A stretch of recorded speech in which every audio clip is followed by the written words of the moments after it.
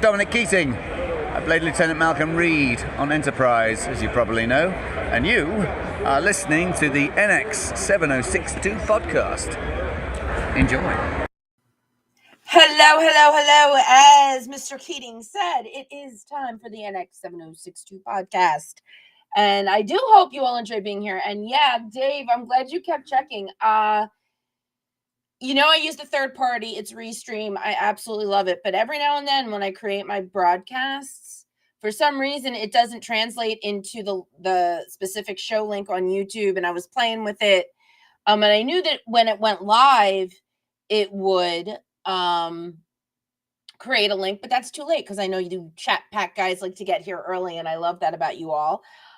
So I ended up going in and deleting the show and then just last minute, just reshuffled things around, created the new one, and lo and behold, we have a link. And you're all here, Dave and Jeannie and Janine and Robert. Hi, Robert. And Margit. Hello, Margit. So glad that you joined, even if it is only for a short time. And Nancy. It's so good to see you all here. And I have to warn you, I think I'm more tired than I was last week. And I did not do a red eye from anywhere. For some reason, I can't keep my eyes open. And if any of you are wondering about my shirt, because I know we are doing one on Star Trek, but I love this shirt. It is Darth Vader with a boombox on what I am going to assume is Venice Beach. And he is roller skating on Venice Beach with a boombox. And I just love this shirt, and I got it a few years ago. Don't remember where. Might have been Target, but I honestly don't remember. And it's so awesome. So anyway, I just wanted to share that with you. And I thought, every now and then I do like to mix my fandoms.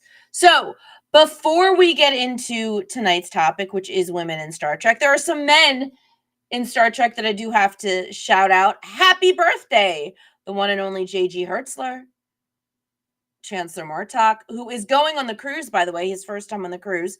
He will be going on Star Trek The Cruise next year, along with Robert O'Reilly. First time ever you're going to get two chancellors for the cost of one ticket when you head out to the cruise. Today is JG's birthday. And tomorrow, for those of you that don't know, and I have a feeling everybody in this room knows this, tomorrow's Connor Trinneer's birthday, and he left last week too early. I was all excited. I was going to see him. I meant to wish him an early happy birthday last Sunday, and he left too soon for me to do that. Sneaky bastard. Hey, Uncle Hairball. Hey, Roy. Thanks for joining it. Yes, I will let JG know that everybody here at the show sends their birthday wishes. Absolutely. Okay, so there's that. We had to do my birthday shout outs. Next, so I think I talked about this very briefly, but the more I think about it, the more I think I really do want to get my own booth in Star Trek Las Vegas. I have never, are you ready for this? I've been going since 2017, except for the year that COVID canceled it, but I've been going every year since 2017.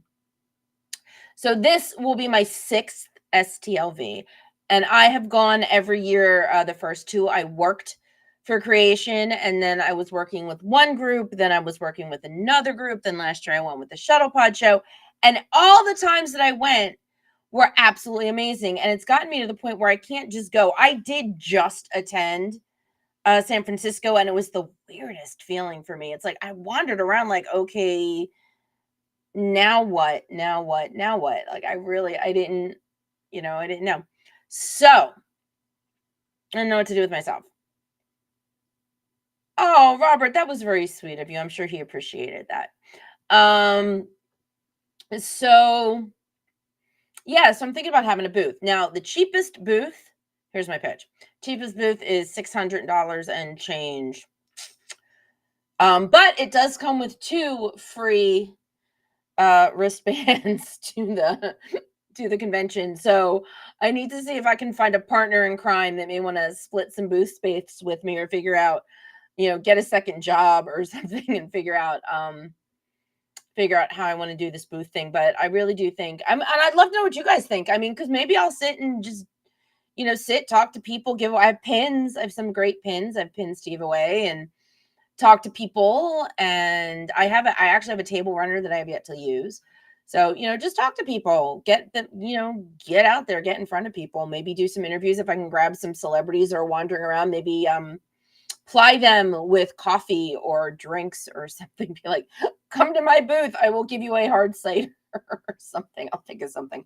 Anyway, so seriously considering that as an option this year, kind of just going on my own. But I would love to know what you guys think. Would you guys stop by my table? If you went to STLV, would you want to just see me hanging out and say hi? And I don't know, might be worth it. Haven't decided yet. Anyway, so I just kind of wanted to get that out there. So, and the other thing is that I have been talking to people. I am hoping, cross your fingers, that I am going to make a cardboard cutout of Booth B to sit with you and flower there. Oh, that's funny. Hi, Sean. Long time no see. Merci for joining us. That's awesome. Oh, thank you, Uncle Hairball. I appreciate that. Okay, so a cardboard Boothby. That is actually really funny, Rory. That is really funny. And then just put flowers out. I need Magic Lasso. I know he said something about coming tonight, but I have something else to say about a booth. So if Lasso pops his little head in, he and I need him for a joke. So he better hurry up. Okay. So anyway, so I've been in talks with some people, some Star Trek people, about doing kind of like a big show with actually more than one guest, more than two guests, possibly. The problem is when you have more than two guests, then you run into scheduling conflicts. Dun, dun, dun. So I am still working to get this scheduled, but keep an eye on social media, because I promise you, if I can line this one up, you guys are going to want to know about it. So keep your beady little eyes peeled to socials, and hopefully I'll have an announcement to make in a very short while. I do know I need to email Jonathan Delarco and nail him down for something, and I will be doing that relatively soon. It's just, you get home and then you don't want to pounce on somebody the minute you get home. Plus, I knew that he had a shoot to do last week, and I didn't know if it was a one-day shoot or not. So I really didn't want to bug him, knowing that he had to, he was working at least the beginning of the week. And then, of course, brain forgets. And then, but I will. Promise, I will go after Jonathan Delarco. There's my Lasso. So Lasso, YouTube and the book. Well, I will be announcing it on the book, so keep your eyes peeled to the book. All right, Lasso. My friend, I was just talking, I don't know if you heard, I was just talking about possibly doing a booth at STLV, like actually just going on my own, getting my own podcast booth, maybe doing a little bit of broadcasting live from the floor. And Roy very funnily said I should get a cardboard cutout of Boothby, who I know you don't know, but he was a character in Star Trek The Next Generation, played by our favorite Martian. Anyway, so I was just talking about getting a booth and doing booth things, and I thought of you, and I'm going to give you a minute to tell everybody why would I possibly think of the Lasso when I'm talking about being a girl in a booth. Anyway, think about it. Let me know if anything clicks for you, Lasso. There's my guy. That's exactly right. I want to be a booth bitch. Anybody that has ever watched Sex in the City knows exactly what Lasso and I are talking about. But yes, I'm going to be my own booth bitch. Thanks, Lasso. I knew you wouldn't let me down. Okay.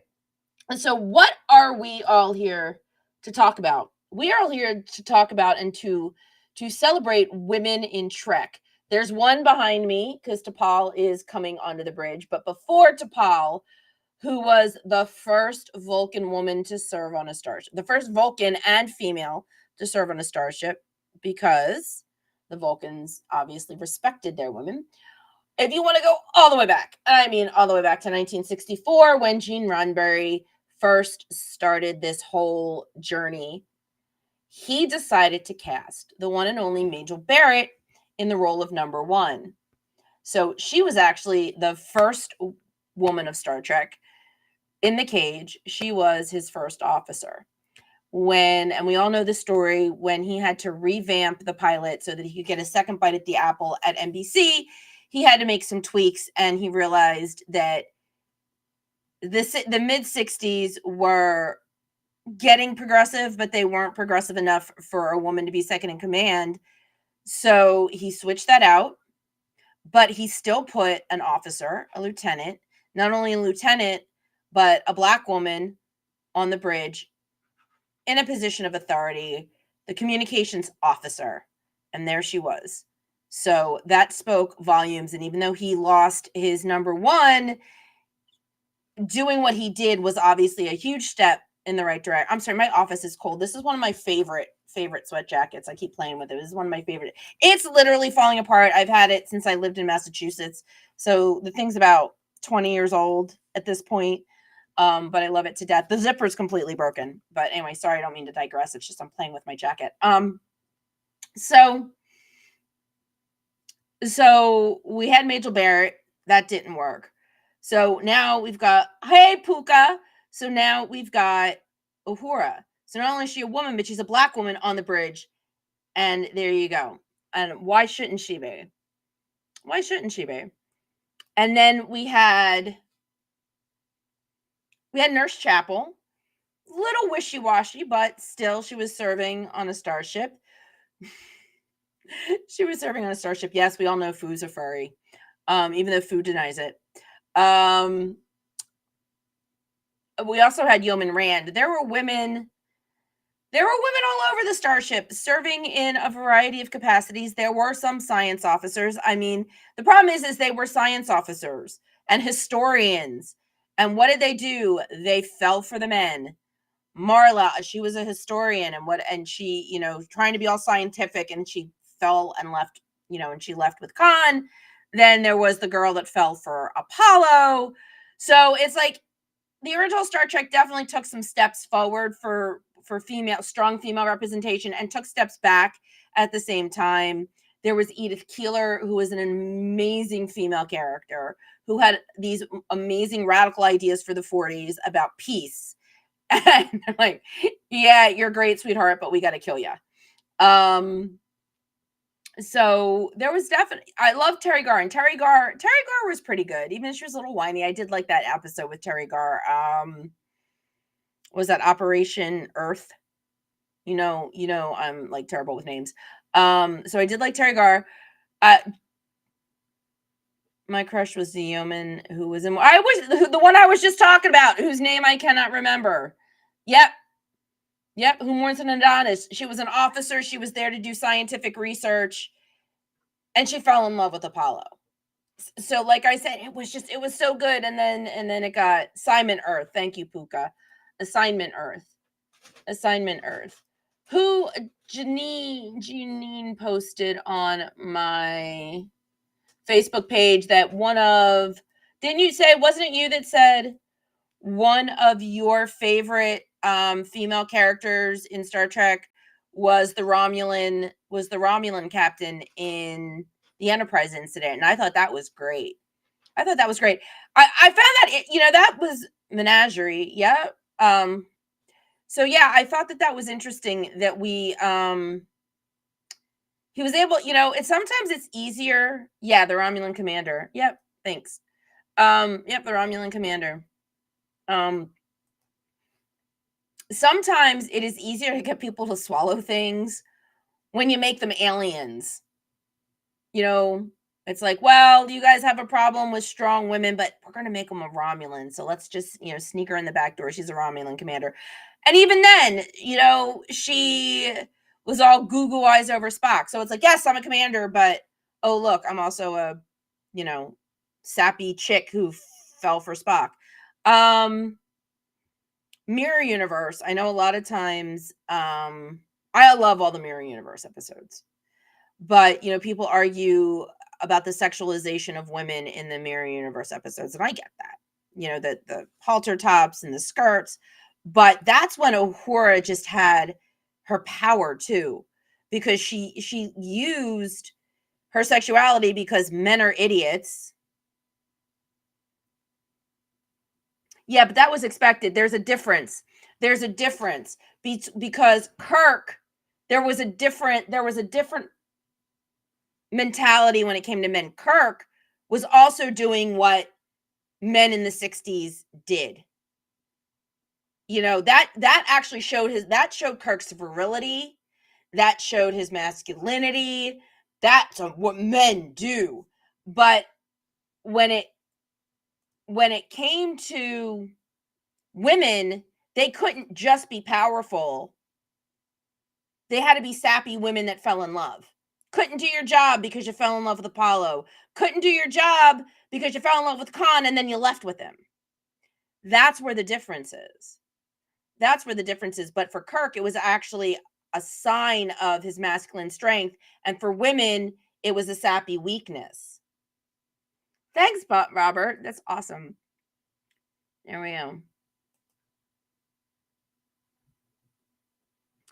Yeah, for the most part. That's true. For the most part. But yeah, like I said, but for him, again, those were the gender roles.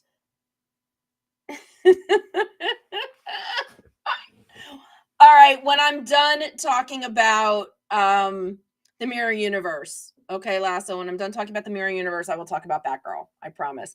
In fact, are you just saying that because you saw her center in the thumbnail for the show? She's literally the center woman.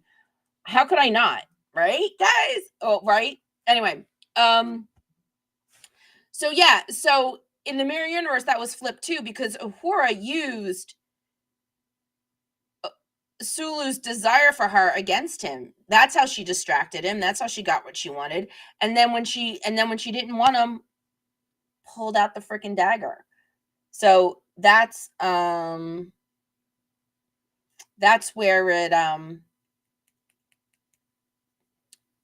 the script was flipped a little bit in the mirror universe and the women's role in the universe. And Marla, can't forget my friend Barbara Luna. Marla was fantastic. She was fantastic. She was trying to be on par with Kirk and work with Kirk. Her daughter reprised her role in Star Trek Continues. That's very cool. Yeah, Star Trek Continues did bring back a lot of cool people. They brought back Apollo. Wasn't it like their first episode was the part 2 or the whatever you want to call it. Yep, What Are Little Girls Made Of? That was a good one too. But again, yep. All right, so Yvonne Craig was, and you guys will correct me if I'm wrong. By the way, they just started season 3 of Batman on H&I this Sunday. So I did. I missed her premiere episode, but I caught part 1 of the Siren Riddler episode. Speaking of Edith Keeler, because the Siren was played by Joan Collins in Batman. All right, so here you go, Lasso. You guys will correct me if I'm wrong, but Yvonne Craig played the first Orion slave girl in mainstream Trek. I know they introduced Orions in the Cage and all that, but without rehashing the Cage, it was her. It was Yvonne Craig. And this is what I love about Orion slave girls. Is that, yeah, they were slave in the 60s. It was okay. You got away with it. It was all right. But now you're going to flash forward to the 2000s to actually, if you guys know, my countdown music is from this episode of Enterprise, season 4, episode 17. It's called Bound. It's one of my favorites. And it has the 3 Orion slave girls that are gifted to Archer, then completely cause havoc on the ship, then try to take over the ship. And then at the very end, you find out that the whole slave girl image was a complete ruse. And women are the ones that run the Orions. And they've kept with that canon through all the new Trek. It's like, let's write this. Let's change this one a little bit. Slave girls. Let's flip this one around. And I love how they do that. I love how they reworked it. You see it again in Lower Decks with Tendi, and you see it in Discovery, where Margot Kidder's niece, Janet, who was going to be at Trek Long Island, which I'm really excited about, was the head of the Orion Syndicate. What was that, season 3? Yeah, season 3, she's the head of the Orion Syndicate. So I love that. I love how they took that whole slave girl thing and they decided to modernize it, flip the script. And yeah, I've said that a couple of times. I know, I just love that term, flip the script. But they flipped it.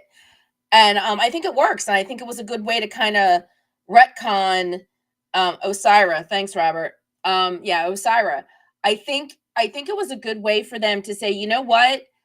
There are certain things about original Trek that we know don't age well. And I've said this before about other things like Night Court. There are shows that do not age well.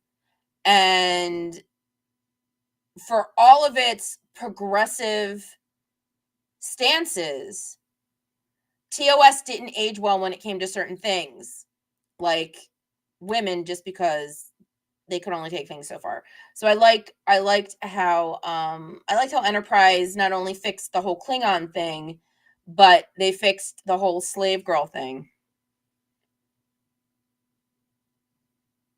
So, Jean, I do not agree with you. I absolutely don't agree with you. I think it was a fantastic move on their part. I think it was well done. I think it was well written. And I think that, I mean, Enterprise was really good at correcting canon. They didn't just fix that piece of Star Trek history. They also fixed the whole, why do Klingons look different when you get to the first movie? Which, oh, no, I always, you know what? I always get the Augment episodes where JG gets blown out of the airlock confused with the ones after that, which is the one I'm talking about. Oh my God. Affliction, and whatever the other name of the 2-part episode is, it's Affliction and something else. But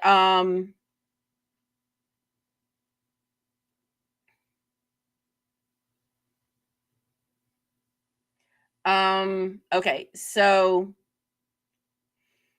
darn it. But yeah, I thought that those episodes where they invented the virus, the whole thing about creating augments and all of that, I thought that was fantastic. I thought that was absolutely fantastic, because I mean, nobody ever thought of a way to explain it. A one-off, and I've said this before, a one-off comment in DS9 had the writers on Enterprise figuring out how to explain it, and I thought that was perfect. I loved what they did with the Orions. And you know what? And obviously, when we move into the 80s, you know, Star Trek. I want ice cream, being right back. All right, Uncle Hairball, just turn up the volume so you can hear me as you run to go get the ice cream. But we move into TNG, and the doctor's a woman. You've got a female counselor who has a position on the bridge. Yeah, I mean, she's an empath. I mean, that's quintessentially a female, a characteristic that's thought to be more female. Empathy is definitely thought to be, but still, she was still a strong character. As they moved her along in the story, she wanted to become an officer. She didn't want to have just her honorary rank. So she moved along really well with her story and finding her place on the bridge. She's like, I want to legitimately be on the bridge. I want to be a lieutenant, and then I'm going to go crash the ship. We had Tasha as head of security. Absolutely. Obviously, we had Tasha as head of security. And look, who did they have to get to replace Tasha? A freaking Klingon. I mean, because Tasha was an incredibly strong woman. Not a standard, absolutely not a standard role at all. And you did get to see her kick ass throughout the whole first season. We all agree that she ended really poorly. She deserved a much better written exit than what they gave her. But yeah, that is definitely not a traditional woman's role. So you know, Next Generation was definitely taking that step ahead. Wow, there we go. Did not know that, Uncle Hairball. Thanks for that bit of BTS trivia. They were possessed. She actually broke her tail. I've actually broken my tailbone.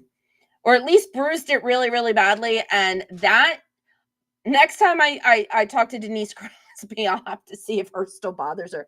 I was horseback riding once, and nobody bothered to tell me that you couldn't, when you're riding, especially when you're riding Western, you can tap a horse's side. The whole point of tapping their side gently with your heel is to make them go. This horse didn't like to be tapped. You just had to squeeze. Nobody freaking told me. I gave him just a quick tap to make him go forward. He took offense, bucked me up, and it was a Western saddle, and I came down on his neck, and my tailbone met what's called the saddle horn. That's the thing you see on the Western saddles that cowboys hang their lassos from. And if you guys can hear that, I think that's Drew Cat in the back. He likes to play with the papers, the stump on the floor in my office. Anyway, so I've cracked my tailbone. That was in the 90s. It will still act up and still bother me to this day. So I will have to ask Denise Crosby if her tailbone still bothers her. But see, so everything moved forward. Every iteration of Star Trek, from the original to TNG and then DS9, Kira wasn't just, I mean, before Kira was stationed on DS9, she was a head of the resistance. She was a leader of her people. She was a leader of her resistance. You've got Ezri Dax, who's the head of science. Women in the sciences. That was a big leap for back then, showing women in the sciences. So they had incredibly strong female characters. Keiko was a strong character as well. I know Keiko gets a lot of guff. I mean, even the Deep Space Nine fan pages, Keiko was a great character. I thought, yes, Kira's a badass. I thought Keiko was a very strong character, spoke her mind, stood her ground. Hana Hate, little Molly, very strong, very, very strong female characters as they move. I mean, look at everything Jadzia did. Look at everything. I suck with titles, so Duet doesn't do it for me, but somebody give me a synopsis and I bet you I know what episode. Keiko was, Jeannie? Keiko was written poorly? Remember, I don't do a lot of rewatches, so this is all like off the top of my head, pretty much. Cassidy Yates, freighter captain. Can't forget the one and only Penny Johnson Gerald. Cassidy Yates, another incredibly strong female character. She was awesome. But they just had a ton. And don't forget, over the years, over TNG had one-off strong women, admirals, lawyers, people that could boss Jean-Luc around. Shelby, who we all hated, but she stood her ground and she's like, I'm after your job, Riker. I didn't like her, but strong female characters just in and out, just not part of the main cast. When you get to DS9, now they're part of the main cast. Jadzia could hold her own with anybody, whether it's a Batleth, whether it's science. She was kick-ass too. And here's the thing. And I've said this before, and I'll say it again, because I do love, they get a patient that turns out to look like gonorrhea. An infamous labor camp boss, turns out he got a face change to pass for older. Okay, loved Ro. Yes, thank you, Puka. Can't forget Ro. Ro was fantastic. Maquis, can't forget Ro. Okay, sort of kind of ringing some bells, Jean. Not a lot. Yes, you're in my way. Yes, exactly. You're in my way. That was a great line. Dave. You're absolutely right. Okay. So they lose Jadzia, and in comes Ezri. Again, a counselor. But she had her own kind of strength, because she literally was having an identity crisis for pretty much the entire time. And she didn't really have anybody to help her per se, because there were no other trills. There's nobody on the station that could go through it. So her strength wasn't an outward, I can pick up a Batleth and hold my own in a fight. Her strength came from showing how she adjusted to her new life, and how she was dealing with something that was literally thrust in her technically, but thrust upon her, and she had to cope with it. So her strength was dealing with this identity crisis. And in case you haven't heard what Nicole has said and what is known, Ezri Dax is a role model for a lot of transgendered fans, because Ezri was going through a lot of what transgender fans go through when you're trying to struggle with who are you at your core. And I think that so I think Ezri, while she wasn't strong in the way Jadzia was, she was strong in the way that Ezri was. And what I was getting to is when you replace characters like that, when it's kind of like a linear replacement. And my best example of this is when they did it in MASH. They never replaced a like person. When they replaced Colonel Blake, it was with a regular Army guy, Colonel Potter. When they replaced incompetent Frank Burns, they replaced him with the most extraordinary surgeon in Major Winchester. When they replaced Trapper John, they replaced him with BJ Honeycutt, from a guy that wouldn't think twice about cheating to Mr. Fidelity himself. So I've always liked it when shows take it upon themselves to realize that you don't want to try and match a character. You're always better off finding a strong character that's completely different, which is what they did with Ezri and Jadzia. But again, Ezri had her own strength. It was just an inner strength, finding herself, being comfortable with herself, which is an incredible strength. And like I said, a fantastic role model for transgendered people who were also going through that struggle as well. So Ezri was a very strong female character in her own way. The only time that it worked replacing with Cheers, when they replaced Coach with Woody. Just wanted to throw that out there, because I mean, who doesn't love Woody Harrelson? So we move from DS9 to Voyager, and now finally that we're buttoned up to the 2000s, now we finally get in the lead a female captain. And again, back to the sciences, you had 7 and 9 in astrometrics. You had B'Elanna Torres as your engineer. Which is why everybody comes here, because I know everybody's name and I say hi to them. Although it's a cheat because your names are all in the chat. So you've got Janeway, you've got B'Elanna, you get 7. Kes, again, was a great example of a strong woman finding herself. And she, I mean, look how powerful she freaking became. So the women are, a lot of the women in these newer, in the other iterations are going through these. Nah, we don't. Seska. Yeah, no, Seska was a badass. She just was playing for the wrong side. But yeah, again, just really strong female characters. And again, there's strength like a physical strength like Jadzia and B'Elanna. There's mental strength, again, back to B'Elanna because she was an engineer. The mental capabilities of 7 of 9 in the sciences. And then there's the finding yourself, the strength, the inner strength that you have to have when you're on your own personal journey, which is what Kes had. So the women are getting better and better roles, are getting better and better written. Now we're into Voyager, or now we're leaving Voyager and we're into Enterprise. Hoshi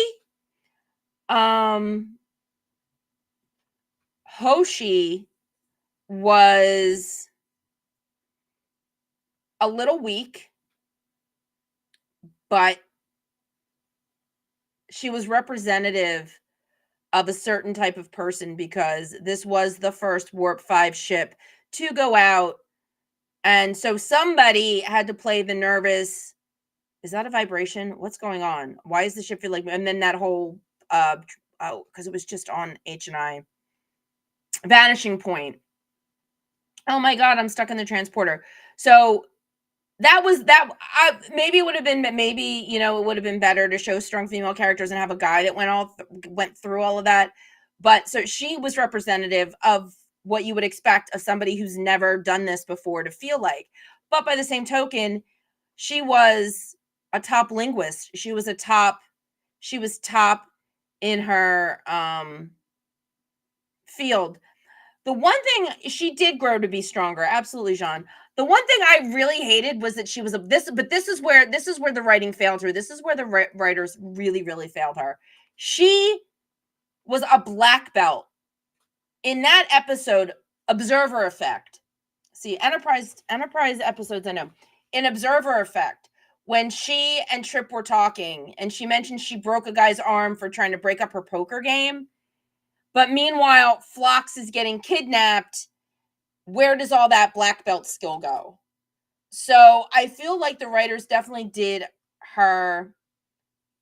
Oh, now that sounds really yummy, Uncle Hairball. Now you're making me hungry, and the only thing I'm doing after this is going to bed.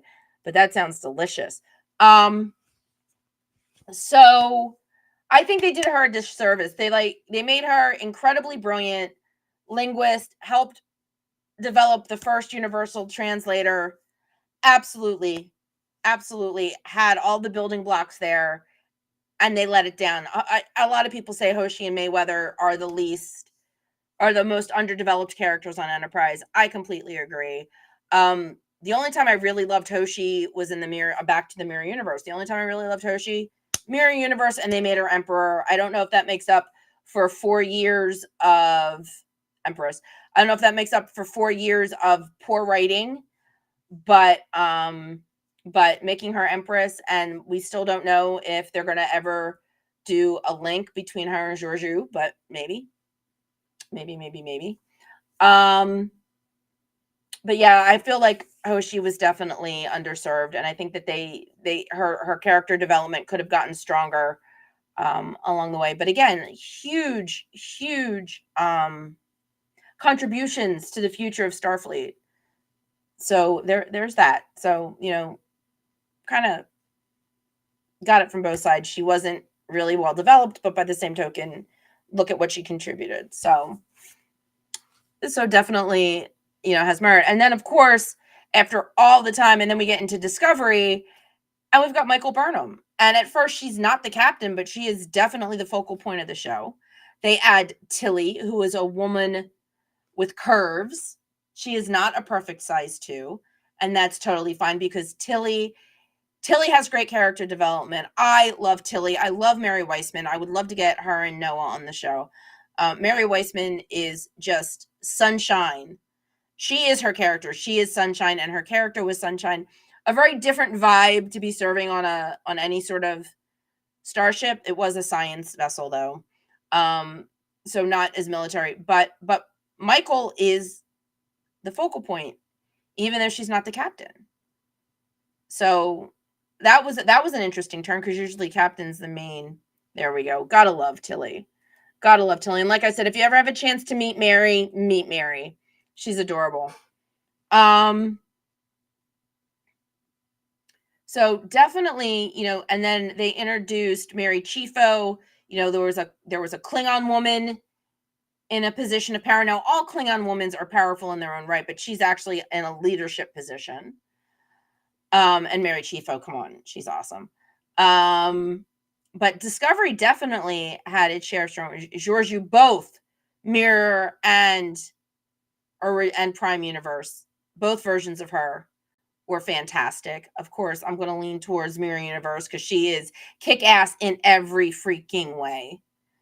So yeah, Discovery was really picking up a lot of slack between female LGBTQ representation, which was finally, they were finally able to catch up on that, because that was one of the last things that was lacking as far as representation, because it took them long enough to get a woman on the bridge with Voyager, and then we had Enterprise, and but then again, Enterprise does predate all of it, so that's understandable. And then, look at what else we've got after Discovery. We've got Lower Decks, female captain, strong ass daughter. Tendi, the Orion, is fantastic. So let's see. Prodigy has some really great, Prodigy is great. It's a great show for kids because it shows acceptance. It shows making friends outside, different people from different walks of life, literally aliens all coming together with each other with a common goal, a common purpose, building friendships. But they had, the daughter, making her own decisions, growing up, growing away, making her own choices. I'm trying to think. Strange New Worlds. We got number 1 back. We got our female first officer back because we're doing Strange New Worlds. You got a woman flying the ship. You've got a woman second in command. You've got Uhura making a way for herself, being represented. You've got a female engineer. Trying to think what else.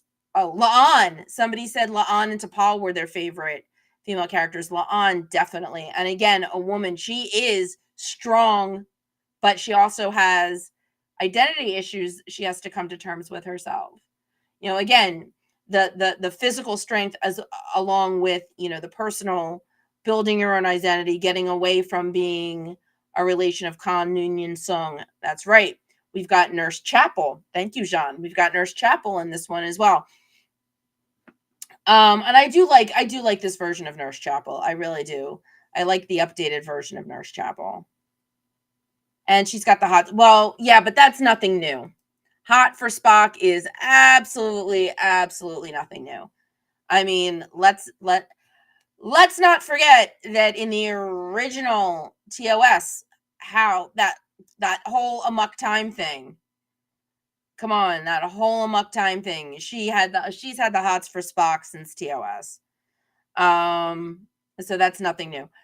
Chapel is a badass. Yes, she is. She's an absolute badass, and I kind of like that rewrite on her. Not sure I like the rewrite because of amok time, because we all know amok time's my favorite. I'm not sure how I feel because they've kind of messed with amok time a little bit, but I still do like Chapel. And honestly, John, I thought it was absolutely obvious in TOS. They just did it in a roundabout way, but I mean the signs were all there. You don't take plomeek soup to somebody that you just have a mild passing interest in. That was not medical. Bones knew it. Kirk knew it. The entire ship knew it. It was all about, that was like the worst kept secret on the Enterprise, that Chapel had the hots for Spock. That's my opinion. But I mean, that crestfallen look when Uhura said, "She's lovely, Mr. Spock. Who is he?" And he's like, "She is my wife." And poor Chapel's like, "Oh, but I made you plomeek soup." But let me see. Oh, yep, Captain. Yep. All right. So that pretty much does it for my take on women in Star Trek and how that's definitely evolved. How future versions of Trek sort of kind of course corrected a little bit for the obvious shortfallings of TOS's representation of women. And again, only because they were still a slave to the 60s. Yes, this is true, Lasso, but I think Chapel was sort of hoping for something. If you make someone soup, you're not getting guaranteed to get a ring. This is true, but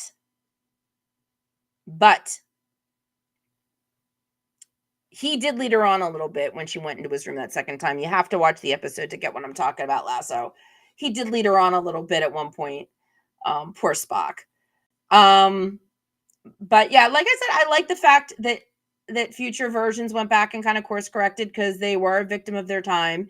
They could only get so progressive without worrying about losing advertising, without worrying about losing, airtime. I mean, come on, the first interracial kiss didn't get shown down south, but they kept it in. So they did push boundaries. You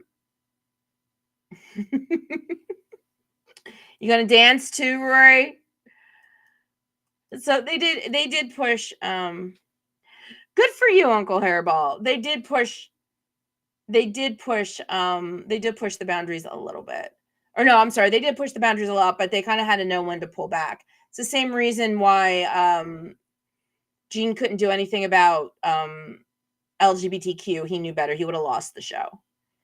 But we can all agree it did take them a little too long to make up for that. But in the 60s, that definitely, we wouldn't have Star Trek if Gene had tried to do that. All right, guys, I don't know what's happening next week. I'm hoping to have an announcement. Like I said, stay tuned to my socials. That is the way that you will find out if there's anything new and exciting going on. And if not, then I'm going to be stuck thinking of a new topic for next week. I'll come up with one, you all know. But it is Women's History Month, so we absolutely had to talk about women in Star Trek tonight. Thank you guys, as always, for joining me. And yes, Uncle Hairball, that does not surprise me. Keep at it. Good luck. Everybody have a great night. Thank you, as always, for hanging out. I could not do this without you. Let me know on, you're welcome, Nancy. Let me know on the socials what you guys think. If you guys would come by a booth, if you all think that I should get a booth at STLV, maybe I'll make it a poll on X. But until next week, as always, live long and prosper. You've been listening to the NX7062 podcast with Steph